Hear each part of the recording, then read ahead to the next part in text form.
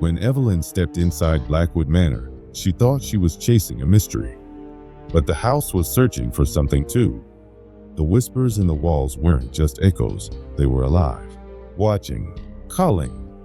And once they found her, they would never let go. A portrait that moves when no one's looking. A reflection that doesn't belong to her. A house that shifts and breathes like it has a mind of its own. The whispers that don't just speak, they take. She thought she escaped, thought she was free. But what if the horror never left? What if it followed her home? Turn off the lights, put on your headphones, and whatever you do, don't look in the mirror. Because when Evelyn did, it smiled back. This is the story of Blackwood Manor, and once you hear its whispers, they'll haunt you forever.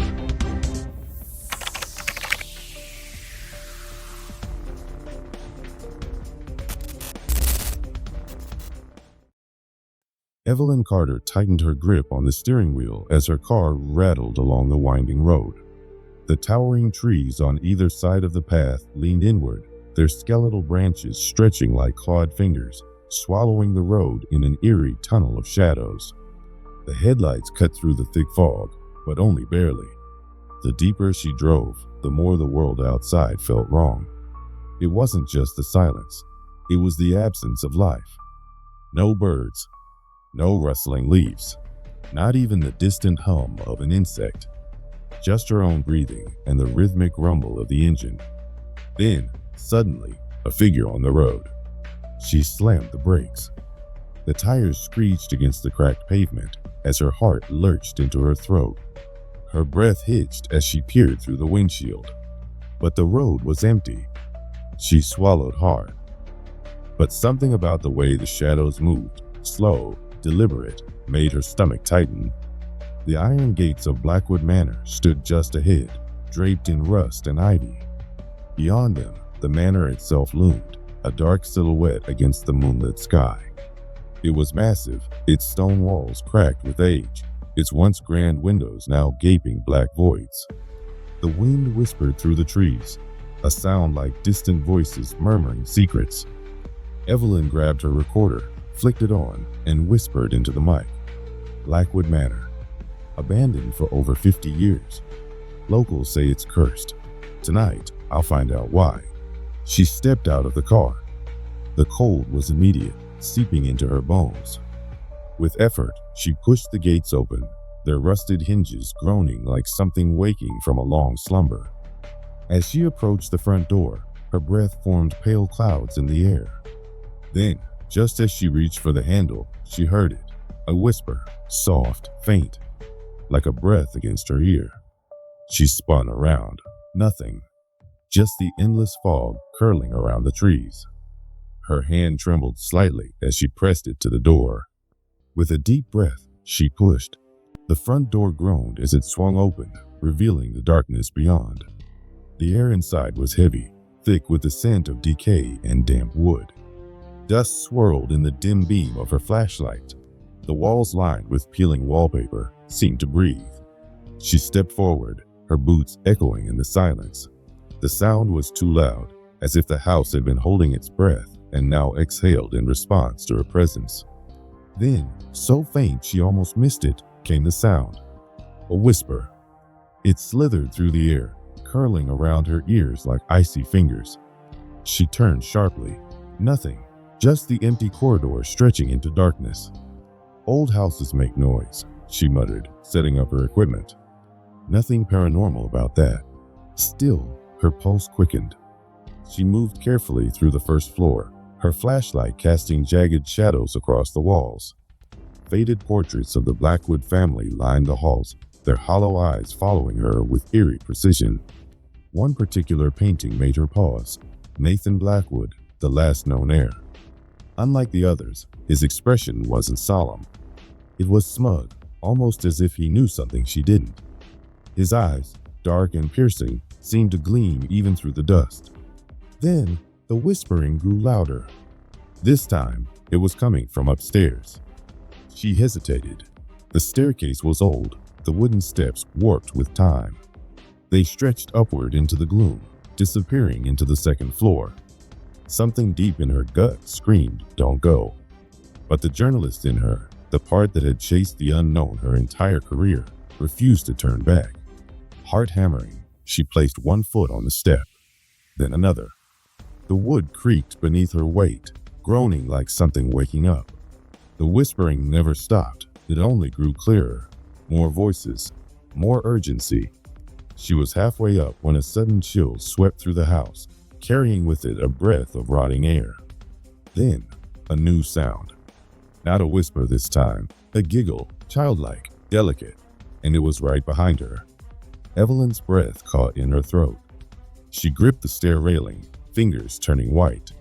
Her legs refused to move. She knew if she turned around, she wouldn't like what she saw. But the silence stretched, suffocating. The hairs on her arms stood on end. The air around her felt charged, like the moment before a lightning strike. Slowly, she forced herself to glance back. Nothing, just the yawning darkness of the first floor below. Get a grip, Evelyn. Swallowing hard, she forced her feet to move. Halfway up wasn't far enough. She needed to see what was whispering upstairs. Step by step, she climbed. The wooden boards groaned beneath her weight, each sound amplifying the eerie quiet. Reaching the top, her flashlight beam cut through the thick gloom. The hallway stretched before her, narrow, suffocating, lined with doors. Dust coated everything. The air smelled stale, thick with the scent of mildew and time. Then, at the far end of the hall, a door was slightly ajar. A chill prickled across her skin. It wasn't open before. Evelyn hesitated, her pulse thudding in her ears. The whispers had stopped. The giggle had stopped. But something about that door, about the stillness behind it, made her uneasy. She stepped forward. The floor felt softer beneath her feet, as if she were walking on something not quite solid. She shook the thought away. The closer she got, the heavier the air became, like stepping into a different world. Finally, she reached the door. A deep breath, she pushed it open. Inside, the air was unnaturally still. Dust blanketed every surface, except for the single wooden rocking horse in the center of the room. Its carved eyes gleamed in the dim light, watching. Her breath hitched. The whispers were gone. Then, as if sensing her presence, the rocking horse creaked forward. Evelyn's stomach clenched. Her flashlight flickered, its weak beam struggling against the shadows. A chill crawled down her spine. She had the unbearable feeling of being watched. She turned, ready to bolt, but the door was gone. Her breath hitched. She spun in circles, the flashlight beam bouncing off the walls. No way out. The room had changed. The wallpaper, once faded and peeling, now looked new, pristine. The antique furniture sat untouched by dust, as if time had never passed. A phonograph in the corner crackled to life. A warped lullaby spilled into the air. Evelyn backed up, pressing against the cold wall. Her heartbeat pounded in her skull. This wasn't possible. Then, the giggle returned, closer. A whisper curled against her ear, breathy, ice cold. He never left, and now, neither will you. The world lurched. The whispers swelled into a deafening roar, hundreds of voices screaming over each other. Evelyn squeezed her eyes shut. "Make it stop," she cried out. Then, silence. Her eyes snapped open. The door was back. She didn't hesitate. She ran. But just before she fled the room, she glanced back. The rocking horse was still moving. Evelyn stumbled down the hall, her breath coming in shallow gasps. The rocking horse, the whispers, the laughter, it was all pressing in on her, threatening to suffocate her mind. She needed to get out of this cursed space, out of this suffocating nightmare. As she stood in the dim hallway, her breaths came in shallow gasps. Running aimlessly wouldn't help. She needed to think, to understand what was happening. Then, she remembered. The Blackwood family had an extensive library. If there were any records, any explanations about this house, they would be there. Gritting her teeth, she turned toward the library doors. Pushing open the heavy oak doors, she stepped inside. The scent of aged paper and damp wood filled her nostrils. Moonlight filtered through the cracked stained glass windows, casting fractured colors across towering bookshelves. Dust floated in the air like remnants of forgotten memories. She had spent hours researching Blackwood Manor before coming here. The stories spoke of disappearances, of people who entered and never left. But there was little hard evidence, just rumors. Now, after what she had seen, she wasn't so sure anymore. She ran her fingers along the spines of old books, some of them warped with age, their leather covers peeling. Her hand shook. She needed something tangible, proof that she wasn't losing her mind. Then, a shift beneath her feet. A hollow sound. Evelyn froze. Slowly, she knelt and pressed her palm against the floorboards. One of them was loose. With careful fingers, she pried it open. Beneath it, nestled in the darkness, was something worn and decayed, an old leather-bound book. She pulled it out, brushing dust from its cracked cover. The name was barely legible, the ink faded with time. Yet, beneath the years of decay, it remained Nathan Blackwood. A chill crawled down her spine as she traced the letters. This wasn't just any book. It belonged to the last known heir of Blackwood Manor. She turned the pages with delicate fingers, the brittle parchment threatening to crumble. The ink had bled in places, but she could still read his words. I hear them in the walls. They whisper secrets I was never meant to know. The house is alive. It feeds on us. It wants me to stay. Evelyn's breath halted as she read the words, a cold dread settling in her chest. This wasn't a journal. It was a warning. The entries became more frantic as she flipped forward. Nathan spoke of shadows moving in corners where no one stood, of voices that didn't belong to the living. He spoke of dreams that weren't dreams at all, visions of himself trapped inside these walls, watching as the house swallowed others whole. Her fingers trembled as she turned to the final page. The walls are hungry. They want me next. A slow, creeping dread coiled around her chest. Then, behind her, the floor groaned, the unsettling creak of aged wood breaking the silence. Evelyn's breath shuddered. She looked up. A dusty, cracked mirror stood against the far wall. In the dim light, her own reflection stared back at her. Her breath caught in her throat.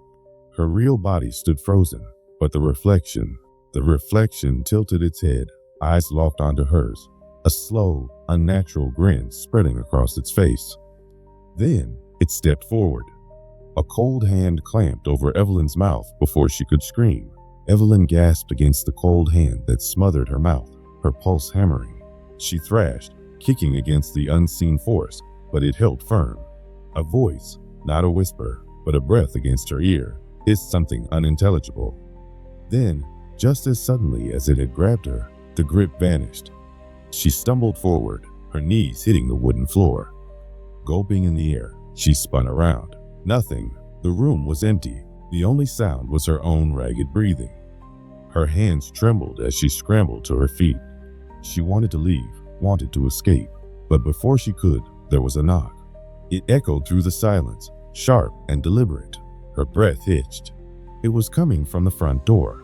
Somehow, she forced herself to move.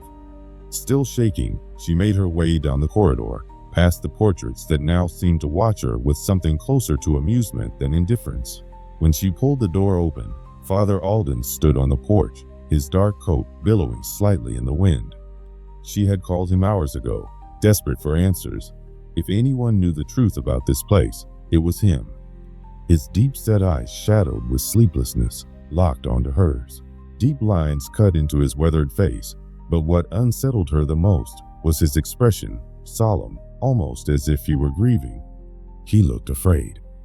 The priest held a leather-bound Bible in one hand, his other hand clenched into a fist as he stepped towards her. He didn't greet her, didn't ask if she was okay. He only studied her, as if trying to decide something. "You should never have come here," he said finally, his voice low, roughened by something that sounded suspiciously like fear. Evelyn's stomach tightened. "You know what's happening, don't you?" she asked, her voice barely above a whisper. Alden let out a slow, heavy sigh. "Yes." She led him inside, through the grand, decaying foyer. His eyes flicked to the walls. his lips moving in silent prayer as he traced his fingers over the peeling wallpaper. "You feel it, don't you?" Evelyn asked, her voice hollow. Father Alden nodded. "This house is wrong. It always has been." She took him to the library, where Nathan Blackwood's diary still lay open on the table. She didn't have to tell him to read it. His hands trembled as he turned the brittle pages, his face darkening with each entry. And then he spoke. The Blackwoods weren't cursed. They were worshippers. They had performed dark rituals, sacrificing souls to feed the house, to keep their legacy alive. Every generation, another offering.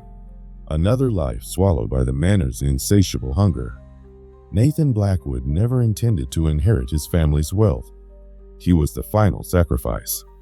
But he failed, Alden whispered, his fingers tightening around the edge of the book. And now the house is still hungry. Evelyn's breath hitched. That meant she swallowed hard. Then why let me go? Father Alden didn't answer. He simply took a slow step forward and placed a trembling hand on her shoulder. His fingers dug in slightly, his grip unsteady. "You need to run. Now." The urgency in his voice sent ice through her veins. Evelyn stiffened. "Why?" Then Alden's breath caught in his throat. His eyes widened, his pupils shrinking to pinpricks, his face twisted in horror. "Dear God." His voice was barely audible. He stumbled back, clutching his Bible to his chest. "You can't hear them, can you?" Evelyn's body went rigid. The room around her felt impossibly still. The whispers weren't in the walls anymore. They were inside her. A sharp, searing pain ripped through Evelyn's skull. The whispers inside her head weren't just whispers anymore. They were voices clawing at the edges of her mind, digging in like parasites. She staggered forward, clutching her temples. "Get out," she gasped, her voice a strangled plea. But the voices only laughed. A low rumble rolled through the manor. The floorboards beneath her trembled. The air thickened, pressing against her skin, turning humid and suffocating. Then the walls moved, not in a way that walls should. They rippled like the surface of a pond disturbed by unseen hands. Faces pushed through the wallpaper, distorted, screaming, trapped. Their mouths gaped in silent agony, eyes bulging, stretching the fabric of the house itself. Nathan's portrait above the fireplace twisted, the painted features warping into a grotesque grin. His eyes, lifeless yet aware, shifted, locking onto hers. And then, a voice. "Join us." The words slithered through the air, thick as smoke, curling around her like invisible chains. Evelyn staggered backward. The corridor behind her was no longer the same hallway she had run through earlier. It had stretched, growing impossibly long, twisting like a distorted funhouse mirror. The doors that had lined the walls were gone, swallowed into the writhing architecture. There was no way out. Her breath halted, her pulse pounded in her ears. The whispers were inside her head, burrowing deeper, threading through her thoughts. They were finishing her sentences. She thought of escape, and the voices sneered. "You can't." She squeezed her eyes shut.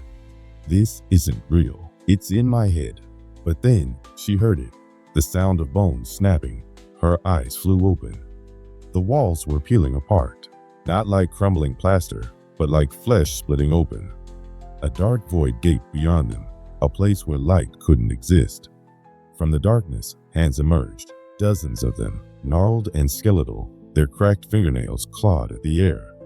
Some were disturbingly small, like a child's, others were impossibly long, their twisted proportions defying nature. One hand clutched a porcelain doll's head, its glassy eyes rolling wildly in their sockets. A low moan rose from the darkness, ancient and starved. Evelyn spun toward the front door. Her feet slammed against the wooden floor, but it felt like she was running in slow motion. The door was right there. She grabbed the handle and pulled. Nothing. It wouldn't budge, as if the house itself was holding it shut, breathing beneath her fingertips. Behind her, something was moving. She could feel it, sense it creeping closer. A shape with too many limbs, too many eyes. A tremor shook the manor. A loud crash. The phonograph in the parlor shattered against the floor. The sound ripped through the house like a scream, a sharp, piercing wail that curled her insides. The walls convulsed. The faces in the wallpaper screamed in unison, their mouths distorting into endless, gaping voids. The house recoiled, shuddering at the sound. It didn't like it. Evelyn didn't stop to question why. Then, the door flew open. A freezing gust of winds blasted through the foyer, dragging in the scent of rain and earth, something real, something alive. She didn't hesitate. She ran. Her feet barely touched the ground as she burst through the threshold, the cold night swallowing her whole. She stumbled down the steps, her breath unsteady. She risked one last glance back. The house loomed in silence as if it had never stirred at all.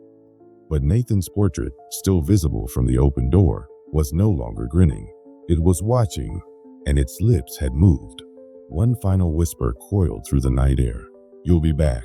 Evelyn didn't stop running. She sprinted through the overgrown path, her breath ragged, her legs screaming for relief. The manor loomed behind her, its silhouette stark against the blood-red horizon. But even as she fled, she could feel it, the weight of its gaze. The door had let her go, but the house never truly released anyone. She didn't stop until she reached the main road, the distant hum of civilization finally within reach. Collapsing to her knees, she gasped for air, fingers digging into the cold, damp earth. The night was silent now, no whispers, no shifting walls. But something was wrong. She turned, forcing herself to look back. The manor stood still, unchanged, as if nothing had happened. No sign of the horrors inside. No sign of the thing that had almost taken her. And then, the front door creaked open. A gust of wind rushed past her, carrying with it a sound that sent her blood to ice. A whisper, "See you soon." Evelyn stumbled backward, choking down a scream. She didn't wait to see more. She ran. She never spoke of that night, never told a soul what she had seen. She wanted to believe it was over, but the human mind is cruel. It remembers even when you beg it to forget. And some things refuse to be left behind. No matter how much distance she put between herself and Blackwood Manor, the whispers never left, lurking in the corners of her mind like a forgotten melody, faint but always there. At first, they were faint, just echoes in the quiet. A trick of the mind, a side effect of exhaustion, she told herself. Then they grew louder and closer. She would wake in the middle of the night, drenched in sweat, convinced someone was in the room. When she turned on the light, nothing was there, nothing she could see. Mirrors became the worst. She avoided them entirely, because sometimes, when she wasn't looking, her reflection moved on its own. And other times, it wasn't her reflection at all. It was him, Nathan Blackwood, grinning, waiting. She left the city, changed apartments, locked out the past. But the past had never been confined to Blackwood Manor. It had followed her. And then, one night, it happened. She was brushing her hair, avoiding the mirror, when she heard it, her own voice, right behind her. "He never left, and now, neither will you." Evelyn froze. A cold breath touched the back of her neck. She forced herself to look up, and in the mirror, her reflection smiled. Then, the light flickered, and the whispering began again. "Welcome home, Evelyn." The sound of her own name sent a shiver down her spine. A faint pressure settled on her shoulders, as if unseen hands were resting there. Then, just before the darkness swallowed the room, she heard one last whisper, closer than ever, right against her ear. "We've been waiting for you."